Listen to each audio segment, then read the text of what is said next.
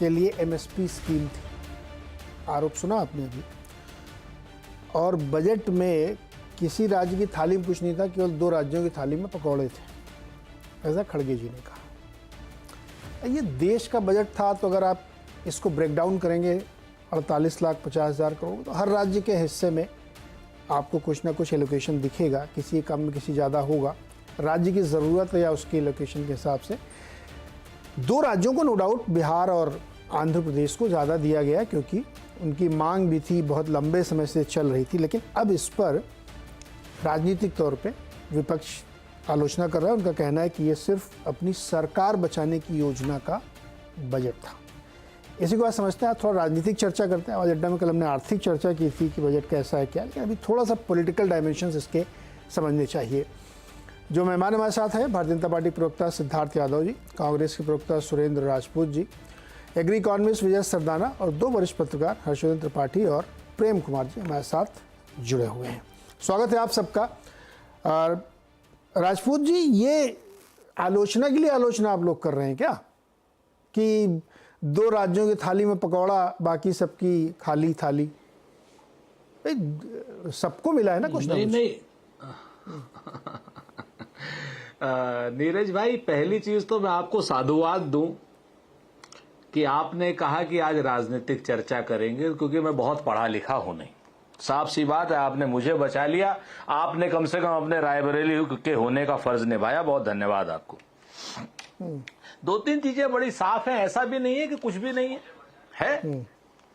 Internship है, हमारा जो न्याय पत्र था उसमें से कट कॉपी पेस्ट किया इन्होंने। अच्छी बात की, अच्छी चीजें करी, बाकी चीजें भी करते और अच्छा लगता। जैसे इंटर्न्स को जो इन्होंने देने की बात करी, तो हमें बढ़िया लगा कि कम से कम आप इन्होंने सृजन की बात करी। लेकिन उसके साथ साथ अगर ये लोग ये भी कह देते कि हाँ, जो 29 लाख पद के लगभग खाली हैं उनको भी हम भरेंगे, तो और अच्छा लगता हमको, और देश को भी अच्छा लगता। 29 लाख बच्चों को नौकरी मिलती। इंटर्नशिप आपने दी, बहुत अच्छा, हमारे यहां से आपने लिया, बहुत बढ़िया, आपको साधुवाद, आपको धन्यवाद। ऐसा नहीं कि बिल्कुल कुछ नहीं है। तो हम तो इस बात को कहते हैं कि भाई, आपने अगर रोजगार सृजन पर कम से कम कुछ कंपोनेंट प्लान्स की अगर आपने घोषणा की होती कि साहब नहीं कुछ कर सकते, हम ज्यादा नहीं कर सकते हैं, तो हम 29 लाख पद जो केंद्र सरकार में खाली हैं उसको हम कर देंगे। रेलवे सेफ्टी में लगभग जो 3 लाख के आसपास पद खाली हैं। रेल की दुर्घटनाएं रोज हो रही हैं, रेल के कर्मचारियों के ऊपर प्रेशर बहुत है, रेल की पटरियों के ऊपर प्रेशर बहुत है, लेकिन हम कर्मचारी नहीं बढ़ा रहे। उन्हीं कर्मचारियों को आप रख देते तो अच्छा लगता हमको। महंगाई के लिए आप कुछ ना कुछ स्पेशल स्कीम कर देते कि हाँ साहब, आप गैस सिलेंडर को आप इस तरीके से नीचे करेंगे, आप जो है क्रूड ऑयल रूस से ले रहे हैं। आपका तो चैनल बिजनेस का चैनल है, लोग बताते हैं कि साहब लगभग 50% 60% सस्ता क्रूड ऑयल मिल रहा है पूरी दुनिया से। तो उसका कुछ फायदा अगर आप पास कर देते, 10, 12, 15 या 20 रुपए लीटर अगर आप पेट्रोल और डीजल कम कर देते, तो महंगाई पर एक अच्छा कुठाराघात होता। तो वो आप अगर करते तो अच्छा लगता हम लोगों को और पूरे हिंदुस्तान को। लेकिन आपने किया नहीं। आपने ये भी नहीं किया कि आप तो जो बात कहते हो पिछले 5 साल से चिल्ला रहे थे, कह रहे थे प्रधानमंत्री जी, लाल किले से कह रहे थे प्रधानमंत्री जी, बजट में कहते थे प्रधानमंत्री जी, निर्मला सीतारमण जी कहते थे साहब 10 लाख करोड़ का हम एक कॉर्पस फंड करेंगे किसानों के लिए, किसानों के उन्नति के लिए। वो तो छोड़ दीजिए, एमएसपी की अगर कानूनी गारंटी देते थे तो बेहतर लगता। आज जो किसान राहुल गांधी जी से मिलने आए, वही किसान नरेंद्र मोदी जी को मिलकर के धन्यवाद देने लगते। हमसे क्यों मिलते किसान जो शंभू बॉर्डर पर और क्या नाम अंबाला में बैठे हुए हैं? अगर ये लोग पिछले बजट को पूरे का पूरा खर्च कर लेते शिक्षा पर, तो हम मान लेते कि साहब आपने 11 लाख करोड़ के क्या नाम ये शिक्षा पर आपने जो बजट आपने दिया था वो आपने खर्च किया। उसमें से भी लगभग 8,000 या 80,000 करोड़ आपने कम खर्च किया। आप स्वास्थ्य पर अगर ये कर लेते कि साहब जितने डॉक्टर्स की कमी है, जितनी नर्सेस की कमी, जितनी नर्सिंग स्टाफ की राजपूत कमी, जी सुनो ना, का बताऊं आपसे। राजपूत जी सुनो ना, सवाल आपके न्याय पत्र से ही मान लो एक चीज उठा ली तो आप इसको तो आप बहुत खुश होना चाहिए। बिहार और आंध्र प्रदेश को जो मिला उस पर आप इतना नाराज क्यों हैं? लोगों के हाथ में 17,500 रुपए और बचेंगे नई टैक्स रिजीम में। टैक्स स्लैब उन्होंने छूट दे दी है, दिया कि नहीं दिया है?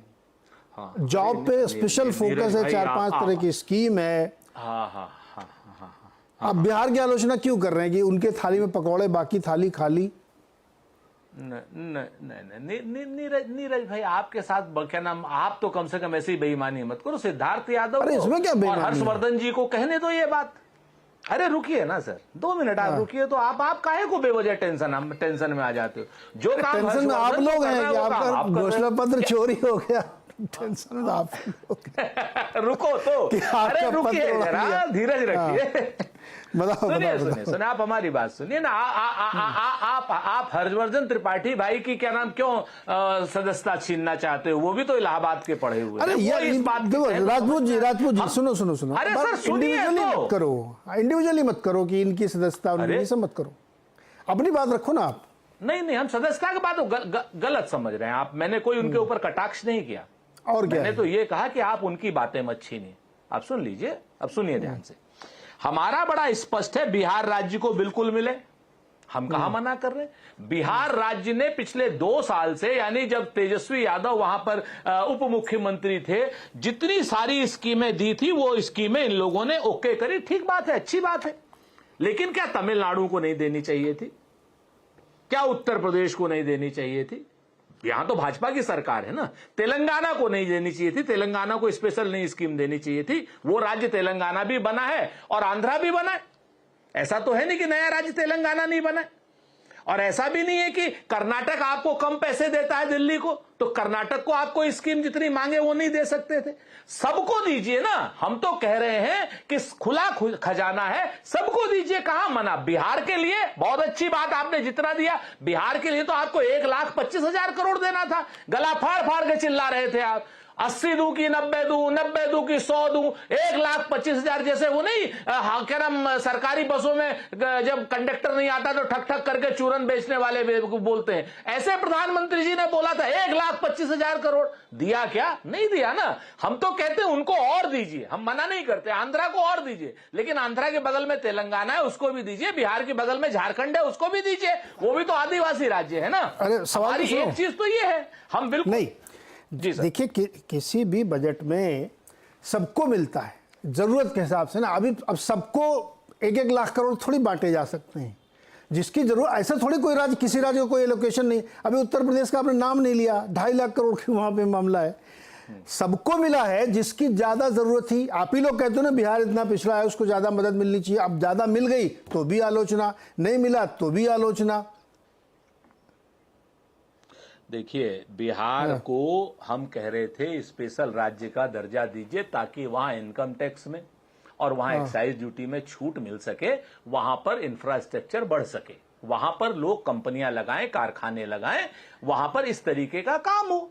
लेकिन आप क्या करते हो? आपने कहा NHAI का प्रोजेक्ट जो है 15,000 करोड़ का, आपने कहा पर्यटन के लिए हम ये कर देंगे। आप हमको बताओ, बिहार के बच्चों के रोजगार के लिए आप क्या बिहार के बच्चों को आप हिंदुस्तान भर के खाली मजदूरें सप्लाई करने वाला राज्य बनाए रखना चाहते हो क्या? नहीं ना। हम आपसे कह रहे हैं कि अगर आप विकास करना चाहते हैं, आप सरकार चलाने के लिए ब्लैकमेल हो रहे हैं, वो अपनी आपकी अच्छी बात है, कोई इशू नहीं है। सरकार ने जो पैसा दिया वो अपनी सरकार को चलाने का एक तरीके से मेहनताना दिया है। बिल्कुल ठीक बात है भाई। उधर टीडीपी है, हटा लेगा तो आपकी सरकार गिर जाएगी। इधर नीतीश जी है तो हटा लेंगे तो आपकी सरकार गिर जाएगी। लेकिन आपने वो मेहनताना देना चाहिए। आप सरकार को काहे दे रहे हो? जनता को दो ना। जनता, बिहार का राज्य जो है मजदूर सप्लाई अरे करने जो वाला बिहार राज्य को रह पैसा, जाएगा। मतलब बिहार के जेब में थोड़ी जाएगा, जनता के हाथ में जाएगा। और उनको असली बात आपने कह दी यहाँ पे। अभी सिद्धार्थ जी को ले आए ना बीच में, जवाब तो उन्हीं को देना है। सिद्धार्थ जी ले आइए सर, आप मालिक हो। कह रहे हैं कि आप लोगों ने अपनी सरकार बचाने के लिए मेहनताना दिया है 2 राज्यों को, बिहार को और आंध्र प्रदेश को, और बाकी राज्यों की अनदेखी करी है। देखिए नीरज जी, जब अभी सुरेंद्र राजपूत जी शुरुआत कर रहे थे, उन्होंने आपका धन्यवाद किया कि आप बजट पे राजनीतिक चर्चा करवा रहे हैं। उनने धन्यवाद इसलिए किया क्योंकि वो बजट पे सिर्फ राजनीति ही करना चाहते हैं। अगर वो सार्थक चर्चा करते होते तो वो ऐसी बातें नहीं बोलते जैसा वो कह रहे हैं। बट हाँ, बात राजनीतिक चर्चा की है तो बिल्कुल हम कहना चाहते हैं। अभी इनका कंफ्यूजन देखिए। किसी एक पार्टी का एक बजट को लेकर के ऐसा द्वंद्व मैं मानता नहीं कि भारत के इतिहास में कभी रहा होगा। अब दिल्ली की यूनिट तो कह रही है कि बिहार के साथ जो आपने किया, ज्यादा उनको समोसा दे दिया, कोई कह रहा है गुलाब जामुन रख दिया प्लेट में, ऐसा उनकी थाली में जो है नजर गड़ाए बैठे हैं। दिल्ली वाले कह रहे हैं झुंझुना पकड़ाने का काम कर दिया, ऐसा कर दिया, वैसा कर दिया।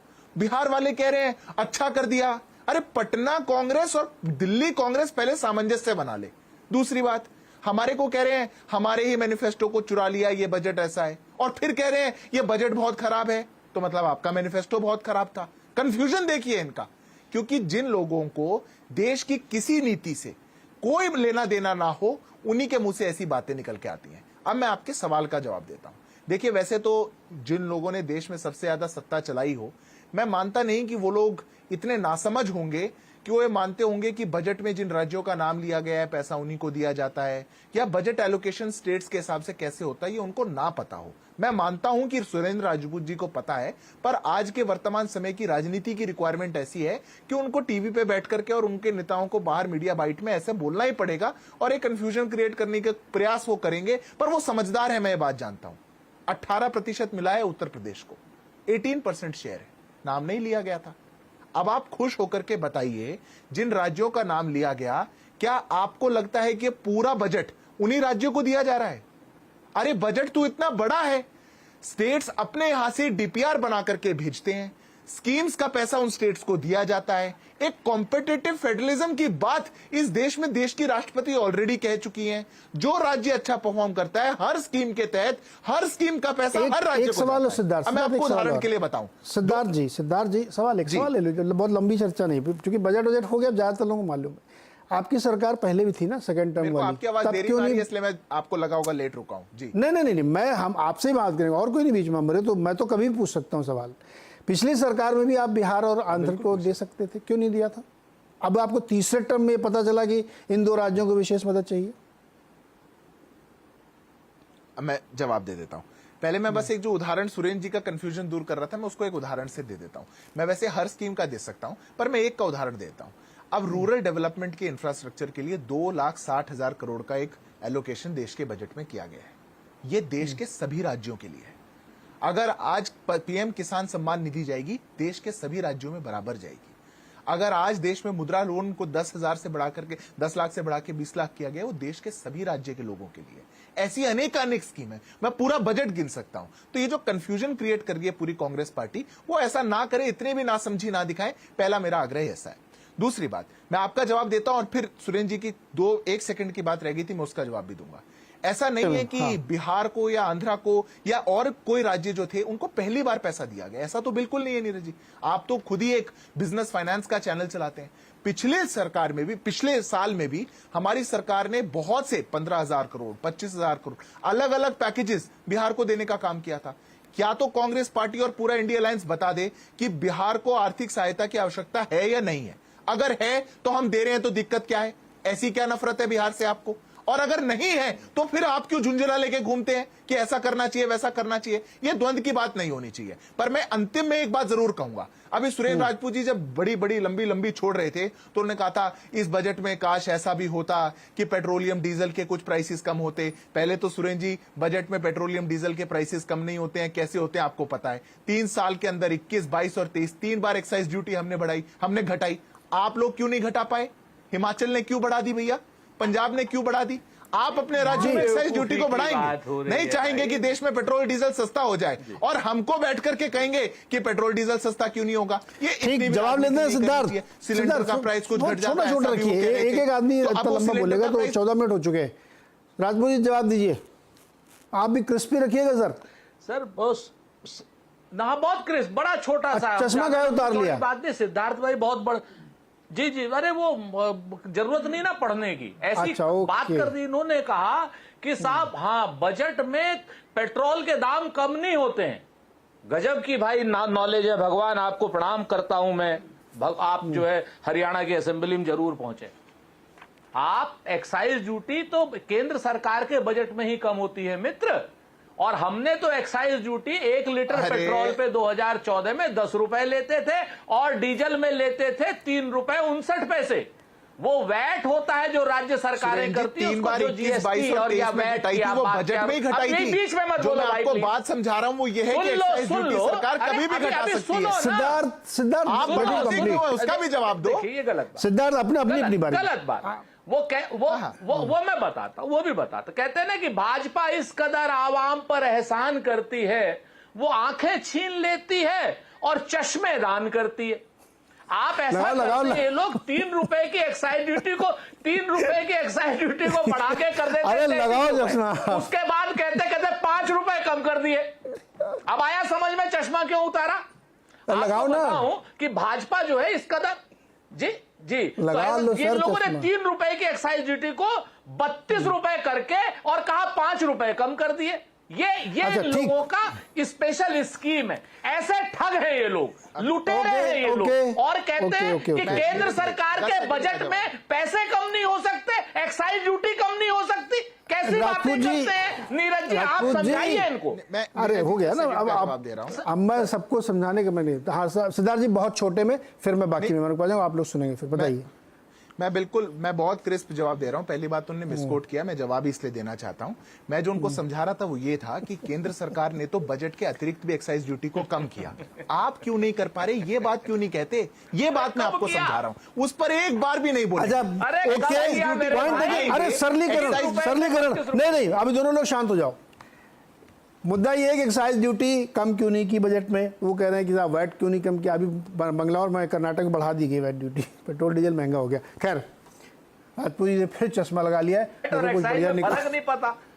नहीं फर्क नहीं सर, एंड रिजल्ट ये कि दाम महंगा होगा, वैट बढ़ाओ तो एक्साइज। अभी कर्नाटक में बढ़ा दिया गया है। कर्नाटक की आपको एक बात पता है राजपूत जी, 22-23 का बजट जो है 13,000 करोड़ का रेवेन्यू डेफिसिट था, और अब 23,000 करोड़ का रेवेन्यू सरप्लस था, माफ कीजिएगा। अब वो डेफिसिट में जा रहे हैं 23,000 करोड़ के। अब खैर वो हर राज्य की लगभग ऐसी स्थिति बन रही है। सरदाना जी और प्रेम कुमार जी, सरदाना जी ये जो आलोचना हो रही इस समय कि 2 राज्यों को विशेष दे दिया गया क्योंकि सरकार को बचाना है तो इसलिए उनको खास देखा गया और बाकी राज्यों की अनदेखी गई, एक किया गया। और दूसरा ये कहना कि कांग्रेस का ही तो ये घोषणा पत्र था जिसमें स्टाइपेंड वाली योजना थी, ये पूरी चुरा ली। कैसा लगा आपको ये बजट इस कॉन्टेक्स्ट में कि ये कोर्स करेक्शन वाला बजट है क्या? नीरज जी, अभी बहुत मेहनत करनी पड़ रही है सिद्धार्थ यादव जी को ये समझाने के लिए कि ये बजट जो होता है पूरे देश के लिए होता है, हर स्टेट के लिए एलोकेशन होता है। कितना परिश्रम करना पड़ रहा है, क्यों परिश्रम करना पड़ रहा है? इसलिए कि राहुल गांधी के शब्दों में ये कुर्सी बचाने का बजट है। कई लोग मान रहे हैं कि ये मिनिमम सपोर्ट प्राइस जो है मिल गया है नीतीश कुमार को, मिल गया है चंद्रबाबू नायडू को। तो ये जो पॉलिटिकली हुआ है, और आपने भी प्रश्नों से जानना चाहा सिद्धार्थ जी से कि भाई पहले ये क्यों नहीं हुआ, पहले बिहार को ये स्पेशल बात क्यों नहीं की गई या आंध्र को क्यों नहीं दी गई। जाहिर बात है कि पॉलिटिक्स है और कहीं ना कहीं ये गठबंधन सरकार चलाने की मजबूरी है।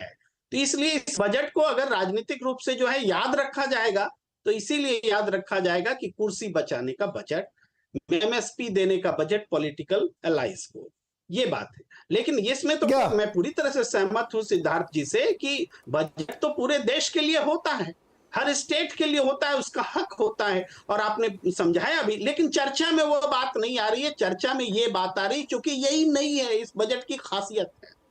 तो गलत है क्या ये? सही गलत तो बिल्कुल परखा जाएगा। भाई बिहार को स्पेशल पैकेज के बजाय स्पेशल स्टेट का दर्जा मिलना चाहिए, उसको जो मिलना चाहिए था वो नहीं मिला, और जो मिला उसका डंका पीटा जा रहा है। जबकि बाढ़ राहत, इसका अखिलेश यादव जी ने जवाब दिया था कि भाई उत्तर प्रदेश में आप बाढ़ को कंट्रोल कर लो, नेपाल में बाढ़ को कंट्रोल कर लो, बिहार में करने की जरूरत ही न पड़ेगी। तो इसी तरीके से जो हाईवेज के लिए दिए गए, या तो पहले नहीं दिए गए तो आज जोड़ के दिए जा रहे हैं। भाई हाईवे नहीं बने तब तो बनाए जा रहे हैं। ये कोई बिहार के पर उपकार नहीं किया गया है, बिहार का हक इससे भी ज्यादा है। इसलिए मतलब इससे असहमत नहीं, हम तो सहमत हैं, बहुत अच्छा किया कि दिया गया, लेकिन जिस रूप में दिया गया उसको जरूर मिनिमम सपोर्ट प्राइस के तौर पर देखा जा रहा है। दूसरी बात अप्रेंटिसशिप वाली है। अप्रेंटिसशिप बोल रहे हैं कि कांग्रेस पार्टी का नकल से हुआ है या कॉपी पेस्ट की गई है। मैं सहमत नहीं हूं कि कॉपी पेस्ट की गई, ये तो इन्होंने बोला है राजपूत जी ने। हाँ, तो मैं राजपूत जी से सहमत नहीं हूं, इसलिए सहमत नहीं हूं कि कांग्रेस पार्टी ने कहा था वंचित तबके को, आदिवासियों को, दलितों को, उनको कानूनी गारंटी देंगे कि इंटर्नशिप में कराएंगे और पहली नौकरी जैसा व्यवहार होगा। ये बातें कही गई, वो हूबहू ऐसा है, ऐसा नहीं है, इसलिए मैं सहमत नहीं हूं। दूसरी बात है कि और भी असहमति के कारण है कि इंटर्नशिप में इस बार जो पैसे 5,000 रुपए दिए जाएंगे उसका 88% सरकार देगी, 12% उद्यमी देगा, और उद्यमी 12% जो देगा वो CSR फंड से देगा। इसका मतलब यह है कि 100% पैसा देश का पैसा होगा। सबसे बड़ा सवाल है जो कांग्रेस नहीं उठा रही है, अपोजिशन नहीं उठा रही है, कि सरकार का जो पैसा है उस पैसे से इंटर्नशिप लेकर के आप फ्री में ह्यूमन सप्लाई क्यों कर रहे हैं? ह्यूमन रिसोर्सेस देश के पैसे से प्राइवेट सेक्टर्स को आप अपने देश के लोक उपक्रमों में, सरकारी उपक्रमों में। एक मिनट, अरे प्रेम कुमार जी, तो जो कांग्रेस वाला था उसमें कहां से दिया जाता पैसा? नहीं समझे, सवाल फिर से कीजिए। आप कह रहे हैं कि सरकार पैसा खर्च करके प्राइवेट कंपनियों को एम्प्लॉयमेंट सप्लाई करेगी, राइट? जी हाँ। तो जो कांग्रेस देती वो कहां से देती? हाँ, वो मैं बोल ही रहा था कि देश में सार्वजनिक उपक्रम है कि नहीं, उन उपक्रम को दीजिए। सरकार का पैसा, देश का पैसा, ह्यूमन रिसोर्सेज वो प्रायोरिटी में जाएगा। ये प्राइवेट को हम सप्लाई करेंगे, प्राइवेट को सप्लाई करेंगे तो पैसा उनको देना चाहिए। हम उनको ह्यूमन रिसोर्सेज फ्री में सप्लाई करें, देश का पैसा लुटाएं उनको। क्यों सार्वजनिक उपक्रम के लोगों को ये एम्प्लॉयड नहीं होना चाहिए? ये अपोजिशन नहीं उठा रहा है सवाल, और मैं समझता हूँ ये सबसे बड़ा सवाल है। ये बताओ कि प्राइवेट में कितने लोग नौकरी करते हैं, सरकारी में कितने लोग नौकरी करते हैं? डेफिनेटली प्राइवेट तो 10,000 की भी नौकरी होती है। तो प्राइवेट देश से बाहर का काम कर रहे हैं क्या?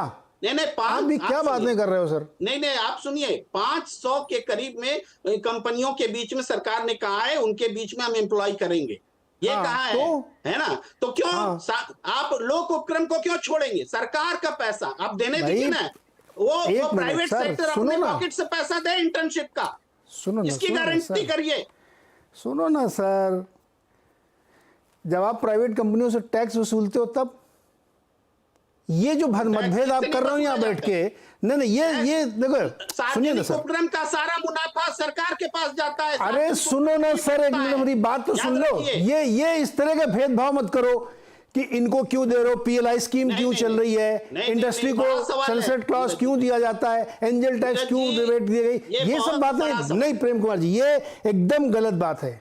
इससे कोई समझ नहीं हो सकता कि आप प्राइवेट इंडस्ट्री को एम्प्लॉयमेंट सप्लाई करो, इसलिए गलत है। सबको नौकरी BPCL में दिला दी जाए। नहीं सर, नहीं, ये गलत है।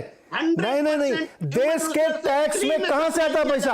आप मुझे बताइए कि 38 लाख करोड़ का जो टैक्स मॉपअप होता है वो उसमें सार्वजनिक उपक्रम कितना देते हैं आप? सार्वजनिक उपक्रम के सारे मुनाफे सरकार लेती है। अरे दादा, वही तो कह रहा हूं ना मैं कि जो टैक्स मॉपअप होता है उसमें कितना कंट्रीब्यूशन करते हैं लोग। नहीं, ये गलत है ना, बिल्कुल नहीं प्रेम कुमार जी, एकदम नहीं। आप अपनी बातों में कोर्स करेक्शन करिए, ये भेद मत करिए कि सिर्फ इधर दीजिए उधर मत दीजिए, ये ना बिल्कुल गलत है। सरदाना जी देखिए, अब ये यहाँ पे तक की आलोचना में ये मेरी आपत्ति है। भाई ठीक है, आप राजनीतिक आरोप लगाओ कि उनको ज्यादा दिया, इनको कम दिया, चलेगा, लेकिन अब ये मत करिए आप। एम्प्लॉयमेंट जनरेशन इस देश में प्राइवेट सेक्टर में हो रहा है प्रेम कुमार जी, डेटा उठा के पढ़िए। जनरेशन हो रहा है तो क्या सरकार तनख्वाह भी दे उसकी तरफ तो से? तनख्वाह कहां दे रही है? अगर आप इंटर्नशिप करा रहे हैं किसी की और उसमें थोड़ा कंट्रीब्यूशन आप कर रहे हैं तो इसलिए कर रहे हैं क्योंकि आपकी जरूरत है। सुनो ना सर, एक मिनट सुनो पहले आप। अगर सरकारें इतनी काबिल होती आज से लेकर के पिछले 50 साल तक की, तो फिर ये सब नौबत नहीं आती ना। क्रिएट तो आप ही लोगों ने प्रॉब्लम की है। अब आप कह रहे हो कि साहब नौकरी नहीं मिल रही है इसलिए हमारी कोई जिम्मेदारी नहीं है। रुको सरदाना जी, अरे सर रुको ना प्रेम कुमार जी, दूसरे को मौका दो ना, आपसे काफी चर्चा हो गई है। पूरे पुराने क्वेश्चन में आते हैं सर। ये जो बजट पेश किया गया है इसकी एक पॉलिटिकल क्रिटिसिज्म हो रहा है कि इनकी थाली में ज़्यादा पकौड़े, हमारी थाली खाली है। एक स्कीम चुरा ली गई, 2, तीसरा भी प्रेम जी का आपने सुन ही लिया, चाहे जवाब दें या छोड़ दें इसको। तीसरा मैं अपनी तरफ से एक सवाल जोड़ रहा हूँ और एक इसमें कि इसमें देश के आम आदमी को क्या मिला, आपने क्या असेस किया इस बजट में? नीरज जी, सबसे पहले आपको, पैनलिस्ट को और सभी दर्शकों को मेरा प्रणाम। देखिए, सबसे इम्पोर्टेंट बात, पहले मैं प्रेम जी की बात को जवाब दे देता हूं। इनका सजेशन इम्पोर्टेंट है। कल से जितने भी सरकारी कॉलेज हैं, इंजीनियरिंग कॉलेज हैं, एमबीए कॉलेज हैं, डिग्री कॉलेज हैं, उनको बोलें कि प्राइवेट नौकरियों में अप्लाई करना बंद करें। आप टैक्स पेयर के पैसे से कॉलेज चला रहे हैं, आपको प्राइवेट नौकरी करने का कोई अधिकार नहीं है। आपको सरकार ने पैसा आपके ऊपर खर्चा है, आपको इंजीनियर बनाया है, आप प्राइवेट में जाके क्यों सेवाएं दे रहे हैं? सिर्फ सरकारी नौकरी करें, उसके अलावा कोई नौकरी ना करें। तो अगर ये प्रेम जी का अगर सवाल बहुत अच्छा है, और मुझे लगता है कि इसको सबको बता देना चाहिए, क्योंकि प्रेम जी को लगता है कि प्राइवेट सेक्टर इस देश के निर्माण में कोई भागीदारी नहीं कर रहा है। इस तरह की सोच ने ही इस देश को पीछे रखा है। यही सोच है कि इस देश में इन्वेस्टमेंट नहीं आता। यही सोच है कि हम लोग आज भी सब्सिडी के मोहताज हैं। यही सोच है जो इस देश को कभी आगे नहीं ले जाना चाहता और ब्रेन ड्रेन होता है। मुझे नहीं लगता कि ये सोच क्यों आती है कि अपने ही देश में, अपने ही जो पराक्रम से, मेहनत से लोग एस्टेब्लिशमेंट करते हैं, कॉरपोरेट चलाते हैं, दिन रात मेहनत करते हैं, हम उनको इज्जत देना क्यों नहीं सीखते? मुझे आज तक ये जो सोच है, इसको समझने में कष्ट होता है। देखिए, दूसरा सवाल आपने ये उठाया कि साहब 2 राज्यों को दिया, बाकी को नहीं दिया। देखिए, जो बजट की घोषणा हुई 16,000 करोड़ और 25,000 करोड़, कुल मिला के 40-42 हजार करोड़ को लेके झगड़ा है। इस बजट में टोटल जो राज्यों को पैसा जाएगा वो है 23,49 लाख करोड़। राउंड फिगर कर लेते हैं, 23.5 लाख करोड़ रुपए जाएगा राज्यों को। उसमें से सिर्फ जो बजट की स्पीच में चर्चा हुई है वो हुई है मात्र 40,000 करोड़ की। मतलब कि जो बाकी 23,000 करोड़ रुपए जो स्टेट्स को ट्रांसफर किया जाएगा, उनके डेवलपमेंट में पैसा लगेगा, उसकी कोई चर्चा नहीं है। इससे यह पता लगता है कि हमारा जो ऑपोजिशन है, उन्होंने या तो बजट को समझा नहीं, या बजट को पढ़ा नहीं, या उनका सिर्फ एक ही ईगो हर्ट ये है कि साहब आपने पूरे 30 राज्यों का नाम क्यों नहीं लिया? आप 30 का नाम ले लेते और बोलते कि हम 30 राज्यों में 23.49 लाख करोड़ रुपए ट्रांसफर कर रहे हैं, तो क्या ऑपोजिशन ताली बजाता? अगर ऐसा है तो मुझे लगता है कि एक स्टेटमेंट बीजेपी को रिलीज कर देना चाहिए कि हिंदुस्तान के जितने राज्य और यूनियन टेरिटरीज हैं, उनको हम 29 लाख करोड़ रुपए दे रहे हैं। उसके बाद हम देखते हैं कि साहब बीजेपी के समर्थन में कितने ऑपोजिशन वाले खड़े होते हैं। तो ये बात आती है बहुत छोटी सोच को लेके कि हर चीज में, जिसे कहते हैं ना कि एक स्वार्थ की राजनीति, डेवलपमेंट की राजनीति नहीं। सिर्फ कुछ भी आपको करना है, डेवलपमेंट की बात नहीं करनी। ये सोच कहीं ना कहीं इस देश को पीछे रखती है। 140 स्कीम चल रही है इस देश में, और वो स्कीम में कहीं नहीं लिखा है कि ये कांग्रेस के लिए नहीं है या अपोजिशन पार्टीज के लिए स्कीम नहीं है। आप स्कीम चलाइए, पैसा लीजिए, ये कानूनी हक आपका है। अब आप कहते हैं कि नहीं साहब, हम स्कीम भी नहीं चलाएंगे क्योंकि इससे मोदी की पब्लिसिटी होगी, इसलिए हम केंद्र की स्कीम नहीं चलाएंगे, लेकिन हम अपने राज्यों में लॉलीपॉप बांटेंगे, उसका खर्चा केंद्र सरकार दे। जी सदानंद जी, नहीं कर पाए। मैं रोकूंगा। हर्षवर्धन जी, सर ये विपक्ष ज्यादा मीन मेख निकाल रहा है या उसकी आलोचना सही है कि एक कोर्स करेक्शन वाला बजट है? अब पूरा फोकस एम्प्लॉयमेंट पे और 2 राज्यों पे किया गया, कोई बुराई नहीं इसमें, लेकिन आलोचना तो हो रही है। नहीं, मुझे लगता है इसमें कोई आश्चर्यजनक नहीं है। विपक्ष को आलोचना करनी ही चाहिए। विपक्ष, क्या आजाद भारत में कभी कोई विपक्ष ऐसा हुआ है क्या बहादुर की जो सरकार की प्रशंसा करे? लेकिन इस बार हुआ, भारत के इतिहास में पहली बार हुआ कि विपक्ष ने सरकार की प्रशंसा की है, और खूब जमकर प्रशंसा की है। ये अलग बात है कि कल से जब उनको समझ में आया कि प्रशंसा तो उनके ऊपर भारी पड़ रही है, तो पलटी मारने लगे, शीर्षासन करने लगे, उछल कूद करने लगे, उलट पुलट करने लगे, कुछ भी बोलने लगे। राहुल गांधी ने एक पोस्ट की। अब उस पोस्ट को आप 3 जो पंक्तियां हैं उसको पढ़िए, और जैसे ही आप उन तीनों पंक्तियों को पढ़ेंगे तो जो कांग्रेस पार्टी का बुद्धि विकास है वो आपको बहुत अच्छे से दिख जाएगा। और मैं ये क्यों कह रहा हूं बुद्धि विकास अच्छे से दिख जाएगा? इतनी विरोधाभासी पंक्तियां लिख पाना ये कोई सामान्य काम नहीं है। आप एक तरफ कह रहे हैं ये कॉपी पेस्ट है, दूसरी तरफ ये कह रहे हैं प्रीवियस बजट है। अब प्रीवियस बजट तो 10 साल से तो नरेंद्र मोदी की सरकार ही पैदा कर रही, सरकार ही लेकर आ रही है, और उसमें अंतरिम वो बजट मिला लें तो बजट भी ज्यादा हो गए। फिर आप कह रहे हैं कि ये डबल ए को, अब डबल ए उनकी नजर में तो अंबानी अडानी ही होते हैं। अब पता नहीं अंबानी जी अडानी जी इसको देख के क्या सोच रहे होंगे, कह रहे हैं कि हमको अलग से कुछ मिला ही नहीं, और राहुल गांधी का टेप रिकॉर्डर है, बजे ही जा रहा है, बजे ही जा रहा है। फिर ये कह रहे हैं अपीज पॉलिटिक्स है, और अपीज पॉलिटिक्स जब लिखते हैं तो उसमें दोनों लिख देते हैं, hollow promises to them at the cost of other states. अगर भैया हॉलो प्रोमिसेज हैं तो दूसरे राज्य की उस पे उसके अधिकार छीन के क्यों हुए?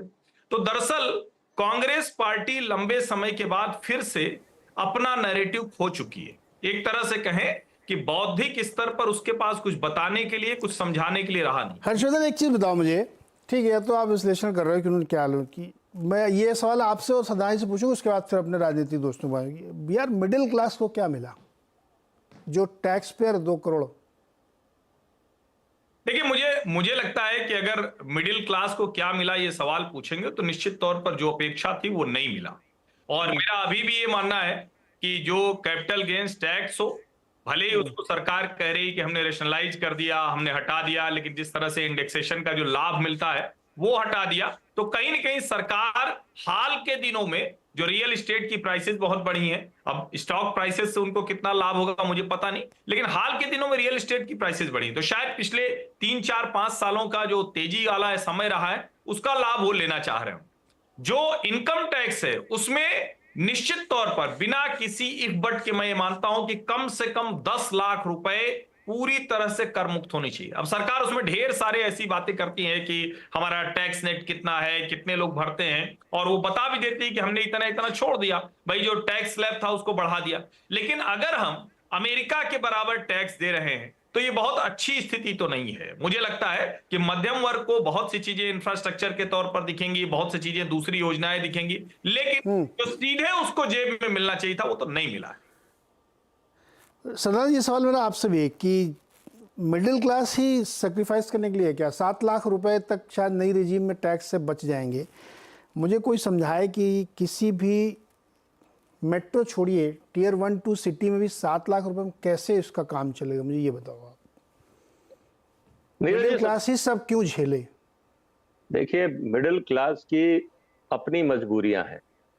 मिडिल क्लास का पॉलिटिकल सिग्निफिकेंस हिंदुस्तान में 0 है।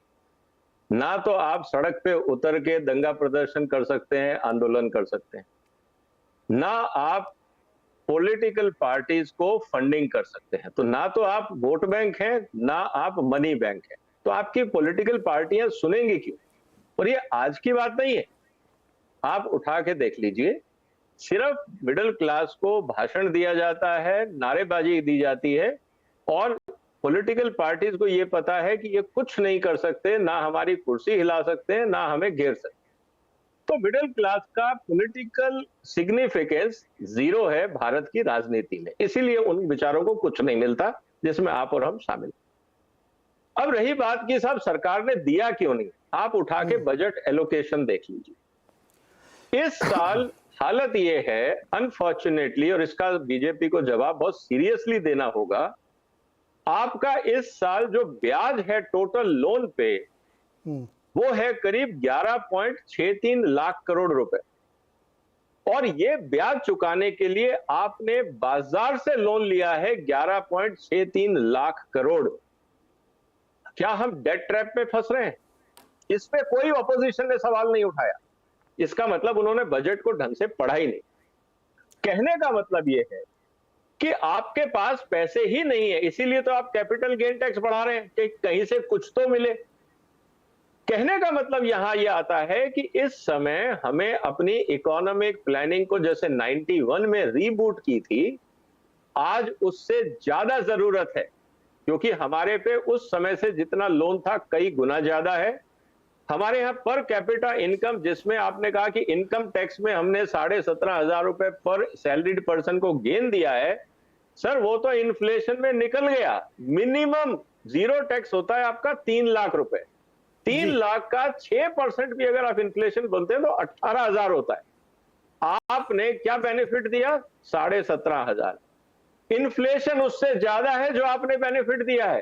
तो हिंदुस्तान में गरीबी बढ़ी है, घटी नहीं है। सदाना सर, ये जो 3-4-6% ऑफ इन्फ्लेशन, रियल इन्फ्लेशन जो मिडिल वर्ग झेलता है वो 10-15% है कम से कम। एवरेज आउट करके आप लोग 6 बता देते। बिल्कुल सही कहा नीरज जी, आप तो, मैं तो कह रहा हूं सरकार की भाषा बोल रहा हूं मैं। हाँ। मैं आप और हमारी भाषा नहीं बोल रहा हूं, मैं तो सरकारी भाषा बोल रहा हूं कि इन्फ्लेशन 6% है। 6% का मतलब ये हुआ 3 लाख रुपए जिसकी सैलरी है उसको 18,000 रुपए तो एक्स्ट्रा खर्च करना पड़ा फॉर सर्वाइवल। आपने उसको दिया और उसको तो कुछ मिला नहीं, जो टैक्सेबल है उसको आपने दिया 17,500। वो तो वैसे ही गरीब हो गया आपके प्लान से। तो कहने का मतलब ये है कि इस समय इकोनॉमिक कंडीशन को रीलुक करने की जरूरत है, चाहे वो एग्रीकल्चर हो चाहे एमएसएमई हो। इस तरह से लॉलीपॉप बांटने से, टिंकरिंग करने से काम नहीं चलेगा। आपको दोबारा ड्राइंग बोर्ड पे जाके रीप्लान करना पड़ेगा, और सरकार के पास पैसा नहीं है। आपको प्राइवेट इन्वेस्टमेंट डेस्परेटली चाहिए, जिसकी प्रेम जी खुलाफत कर रहे हैं कि हम क्यों दें प्राइवेट को। भैया प्राइवेट ही आपको रोजगार देगा, प्राइवेट ही आपको टैक्स देगा, प्राइवेट ही आपका एक्सपोर्ट बढ़ाएगा, प्राइवेट ही आपका स्किल डेवलपमेंट और टेक्नोलॉजी अपग्रेडेशन करेगा। आप क्या सरकारी बाबू या इंस्पेक्टर से उम्मीद करते हैं जो सिर्फ रिश्वत लेने आता है फैक्ट्री में? उसका काम, जितने सरकारी बाबू आप रखोगे या इंस्पेक्टर रखोगे, हिंदुस्तान में रिश्वत बढ़ेगी, परफॉर्मेंस नहीं बढ़ेगी। इस बात को समझिए, हम प्राइवेट में झेलते हैं रोज। जी सदा जी, मुझे छोटा सा एक ब्रेक लेना था कि ये रियल क्वेश्चन है, चाहे इसको विपक्ष उठाए, चाहे सदाना जी कह रहे हो, चाहे जो बहुत अच्छा ये भी है। मुझे सदाना जी, इस पर मैं थोड़ा सा आपसे डिसएग्री हूँ कि मिडिल क्लास बहुत छोटा, वो बहुत बड़ा है दरअसल। पॉलिटिकली इनसिग्निफिकेंट है, आप नंबर मत गिनो। पॉलिटिकली इनसिग्निफिकेंट है, जिसको आप मिडिल क्लास बोल रहे हो वो मिडिल क्लास का लैंग्वेज गलत है। आप मिडिल क्लास सिर्फ उसको बोलो जो सैलरीड एम्प्लॉइज हैं, बाकी या तो किसान कैटेगरी में आ जाते हैं या बिजनेस कैटेगरी में आ जाते हैं, उनके इंसेंटिव्स अलग है। तो नहीं, तो मतलब क्या वसूली खाली इनसे होगी, इनके लिए काम कुछ नहीं होगा, ऐसा सिस्टम बना दिया गया। भैया मिल्किंग काऊ है। आज आप देखिए, income tax is more than corporate tax. 10 lakh crore. अब कॉर्पोरेट टैक्स कम है, इनकम टैक्स ज्यादा है। इसका मतलब ये है कि middle class is funding, corporate is not funding Indian economy. जी सर, छोटा सा एक ब्रेक लेते हैं, और ये बड़ा इंपॉर्टेंट क्वेश्चन है। 9 लाख करोड़ का कॉर्पोरेट टैक्स है और 10 लाख करोड़ से ज़्यादा का इनकम टैक्स है। ये मैं आपको पुराने फिगर बता रहा हूँ, अभी जो नया मॉपअप का फिगर आएगा और बड़ा दिखेगा इसमें। ये क्वेश्चन गवर्नमेंट ने एड्रेस ही नहीं किया है और बहुत ज़्यादा कैपिटल गेंस बढ़ा दिया, इन्फ्लेशन एडजस्ट ही नहीं किया है। रियल इन्फ्लेशन बहुत ज़्यादा है। सिद्धार्थ जी, जवाब आपको देना पड़ेगा, ब्रेक के बाद लौट के आते हैं।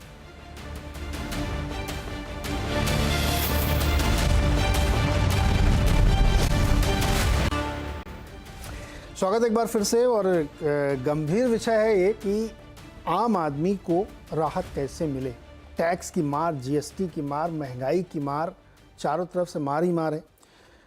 सिद्धार्थ जी आइए, स्क्रीन पे आइए। भाई ये जो मिडिल क्लास है, ये इससे आपको कोई फ़र्क नहीं पड़ता है कि वो चिल्ला लेगा ज़्यादा से ज़्यादा, ट्विटर पे बहुत ज़्यादा एक्टिविज्म होगा। मैं आपको ज़्यादा बताऊँ, सुबह मैंने एक ट्वीट डाला था। मेरा इरादा ये था कि अब लोग बहुत ज़्यादा टैक्स को लेकर के कल से चर्चा कर रहे हैं, तो मैंने ये लिखा था कि आप के हाथ में टैक्स का कम या ज़्यादा करना नहीं है ना। आपके हाथ में अपनी इनकम है, तो आप मेहनत करो, कमाओ। मेरा सिंपल ये कहना था कि आप अपने फोकस करो, सरकार पे आपका कोई दखल नहीं है। उस पर अब लगातार मेरी भी ट्रोलिंग हो रही है, कुछ लोग जो भी लिख रहे हैं सबका सम्मान है, इसमें कोई मैं किसी को गलत नहीं कह रहा हूँ। लाख से ज़्यादा व्यू आ चुके हैं सर, लोग बहुत ज़्यादा उद्वेलित हैं। सिद्धार्थ जी, आइडिया है आपको कुछ इस बात का? नीरज जी, देखिए कोई भी सरकार होगी, मैं मानता हूं पॉलिटिकल स्पेक्ट्रम में, वो चाहती है कि ज्यादा से ज्यादा बेनिफिट देश के नागरिकों को मिल सके।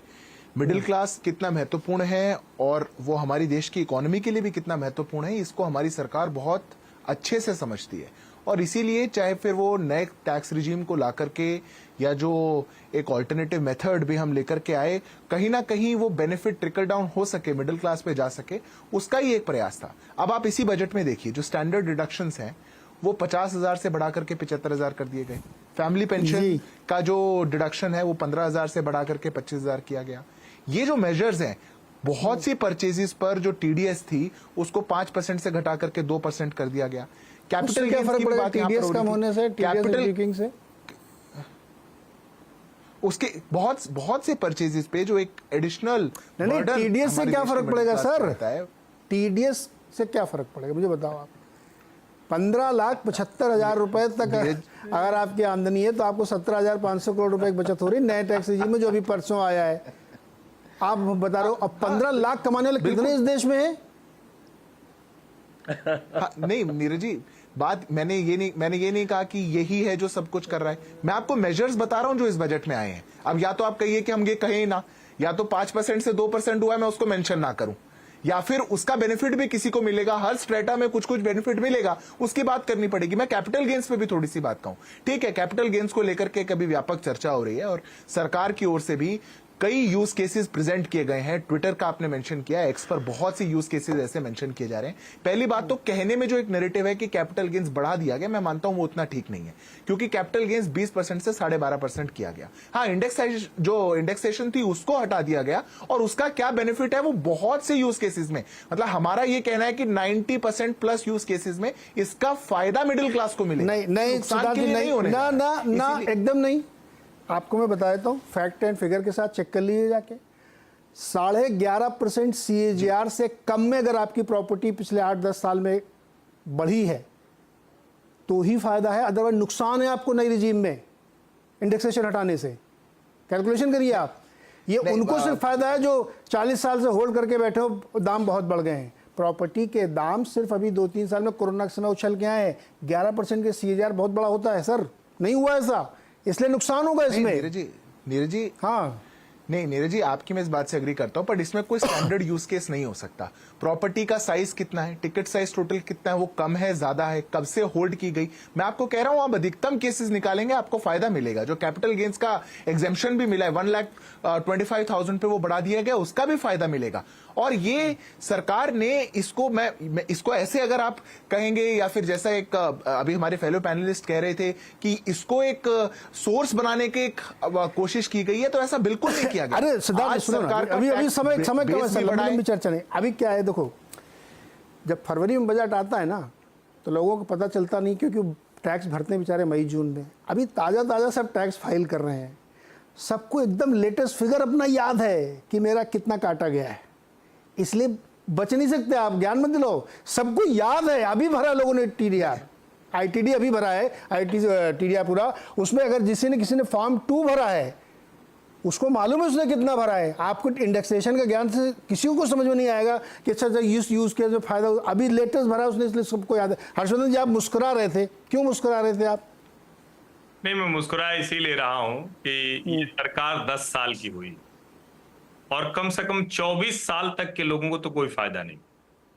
यानी पिछले 23-24 साल से अगर किसी ने प्रॉपर्टी में इन्वेस्टमेंट किया है, ठीक है, चलिए आपको लगता है स्टॉक्स में ट्रेडर होंगे उस तरह से अलग तरीके से, तो एक तरह से ये डिस्करेज करना होगा। इसमें कोई गुणा गणित और जो भी कहा जा रहा है, और मैं तो ये नहीं समझ पा रहा हूं सरकार की तरफ से, इनकम टैक्स डिपार्टमेंट ने, रेवेन्यू सेक्रेटरी ने, फाइनेंस मिनिस्टर ने, यहां तक कि फाइनेंस मिनिस्टर से सवाल पूछा गया है फैंडो पर, उन्होंने जवाब दिया है रियल एस्टेट पर कि हम रेवेन्यू हम नहीं बढ़ाना चाह रहे हैं। तो मुझे लगता है कि जो सोच के किया गया हो, सरकार अभी तक बता नहीं पाई है कि क्या सोच के किया गया।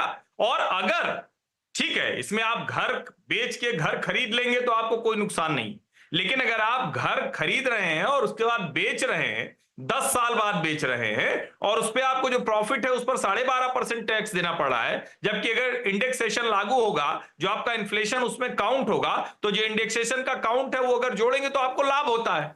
यहां सीधे 12.5%, जैसे उदाहरण के लिए मैं बता दूं, 50-60 लाख की प्रॉपर्टी है तो 1 करोड़ इंडेक्सेशन में आपका कुछ नहीं जाएगा, चवन्नी आपको नहीं देनी पड़ेगी। लेकिन अगर वो नहीं है तो 12.5% जोड़ लीजिए, सीधे 6-6.5 लाख का नुकसान एक व्यक्ति को होगा। वो कहां जाएगा? सरकार के खजाने में जाएगा। आप उसे मान लीजिए राष्ट्र हित में चला गया।